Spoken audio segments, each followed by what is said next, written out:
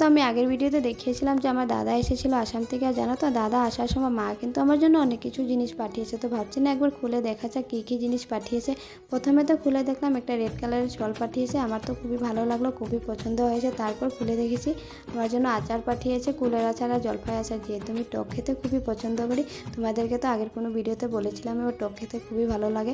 তারপর খুলে দেখলাম কচুলতি পাঠিয়েছে, আর কচুলতি না আমার খুবই প্রিয়, খুবই ভালো লাগে। আর ব্যাঙ্গালোরে কচু গাছে নেই, আর কচুলতি কীভাবে পাবো বলো।